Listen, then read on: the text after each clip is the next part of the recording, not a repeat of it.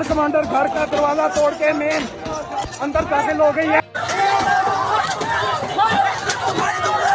د اشرف غني ازار وهلی د طالبانو یار او د ګل خانانو پلار عمران خان ونیول شو. دا چې ولې او جنرال مبین د خان په ملاتړ څه ویلي نو جزئیات هم دلته وګورئ او چینل سبسکرایب کړئ. د پاکستان پولیسو تایید کړه چې د دغه هیواد پخوانی صدر اعظم عمران خان نیولی دی. عمران خان د سې شنبې په ورځ د مې په 9 د غویي په 19 په پایتخت اسلام آباد کې پر هغه باندې د لګیدلو تورونو په قضیه کې محکمې ته د حاضرېدو پر وخت نیول شوی دی. د اسلام آباد پولیسو په خپل ټویټر حساب کې لیکلي عمران خان د القادر ټرسټ په قضیه کې ونیول شو. حالات د معمول مطابق دي 144 مادې پر ځای ده.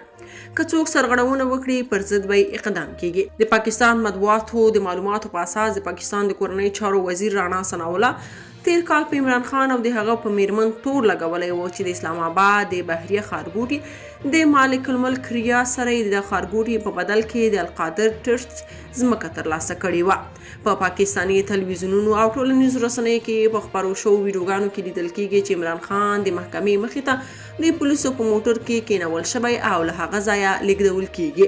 دا چې نوموړی چیرته لیږدول شوی تر اوسه معلومات نه دي ورکول شوي. د عمران خان د تحریک انصاف ګوند د هغه نیول کېدل تایید کړي دي.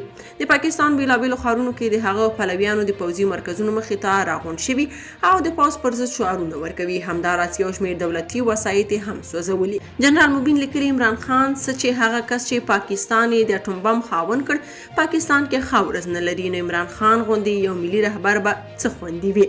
یاده دې وي چې همدا عمران خان د اشرف غني حکومت او جمهوریت د پرځېدو به د ISI د خوشحالۍ لپاره د خوښۍ ټیټونه کول او ویل به یې چې افغانان د غلامیو زنځیرونه مات کړل. که تاسو په دې اړه څه نظر لرئ په کومنټ کې شریک او چینل سبسکرایب کړئ.